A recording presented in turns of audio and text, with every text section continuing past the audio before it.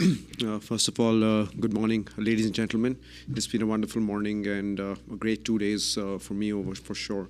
And thank you for the wonderful hospitality by GPF. It's been really an eye-opening for me to meet all you wonderful people, and to get the unity of the world of pickleball together is what is needed for a sport like this to grow exponentially. I represent the Asian Pickleball Association as the secretary of APA. My own current background, of course, I come from a tennis background. I've been a tennis player, a former professional tennis player. But one of the advantages that I've had is that I've closely worked with the International Tennis Federation and the Asian Tennis Federation for many years. And I've attended many meetings and AGMs of both these organizations. So I feel I can definitely use that experience coming in of having been involved in the ITF and ATF for years to use it in the APA and help GPF also grow pickleball throughout the world. Is the video going to be played now or of the? Okay, no, sure. Yeah, you can show the video now because I can talk about what we want to do. Yeah. So just want to take you through, take you guys through an event which we just conducted in India. So yeah, you can play the AP. What a fantastic 3 days of pickleball has been, and this is what it all comes down to. The Championship Sunday of the PWR Super India Masters. Fasten your seatbelts because this is the final day. It doesn't get bigger, better, bolder.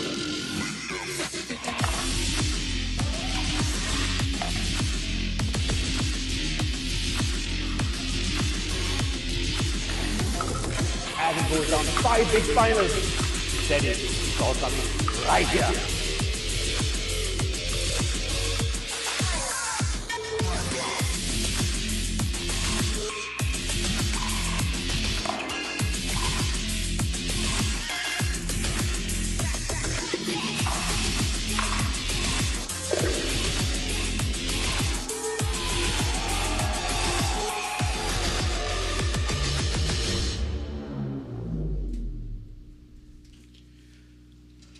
Yeah, so we just conducted this event in India. So we had about 1,000 participants, about 100 international participants from different parts of the world, and we conducted about 2,000 matches in a span of 3 days.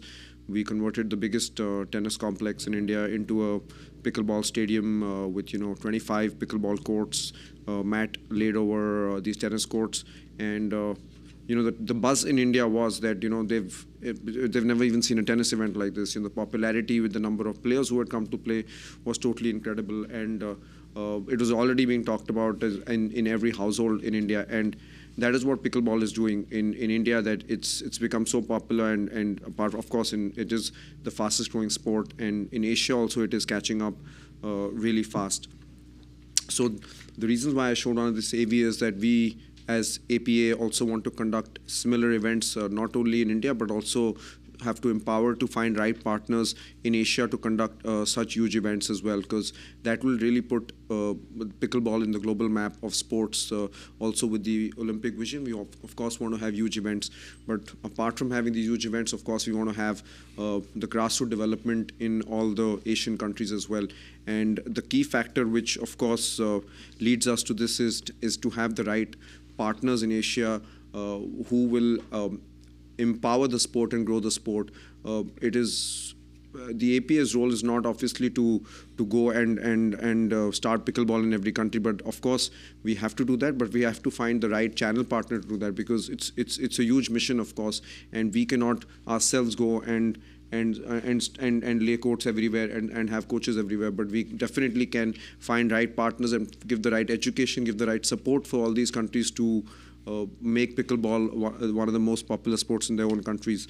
So, of course, as I was mentioning to Ruth, we have a few countries. Can you go to the next slide? So, we've been in talks with about 20 countries from Asia, which we are currently speaking to, but we already have, just one second.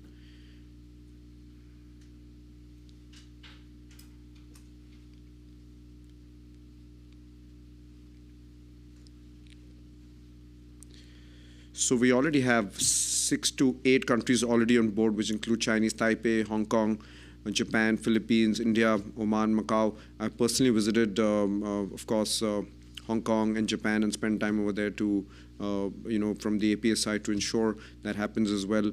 Of course, we had that event in UAE, and we've had the support through my tennis connections. We've got a lot of these guys in the tennis federations to come into the pickleball side as well. And that's a competitive advantage which we have already, because people who've been involved in administration in their own countries know the systems, know how to follow the bylaws. So we have blessings from the UAE Tennis Federation to start the Pickleball Association as well. We are already in talks with them. The Kuwait the Kuwait tennis people are also on board. I was recently in Hong Kong for the ATF meeting, so I met with the Saudi Tennis Federation, and they're also keen to host a huge pickleball event. So a lot of these conversations are happening from the APS side as well. And we've already confirmed 6, as I said, India, Oman, Macau almost, but in the pipeline there's Singapore, Laos, UAE, Kuwait, Turkmenistan and Uzbekistan have also started pickleball. We've been in touch with them, and Uzbekistan sent me videos of laying 5 pickleball courts and starting over there as well. As somebody was, as maybe Ruth was mentioning about Pakistan, that there are 5 or 6 people who've gotten in touch. But exactly that's what we need to do. We have to be careful who we align with, because in my experience in Asian countries in sports federation is that it's bureaucratic. So we don't want people to come just with the idea of vanity of taking on a sports federation. It's the idea that we have like-minded people to grow pickleball and unite the sport, not to just come in with the idea that they want to control their own country and for vanity reasons. So it is important that we find the right partners. That is why whoever we are aligning in Asia is being carefully considered, and with the idea of a common goal of making the sport popular. Yeah, and that's our vision as well, and we are totally with GPF with the Olympic vision, and I'm here, and thank you for having me over, for the wonderful hospitality. I hope I've not exceeded my 8 minutes, but thank you so much. Thank you.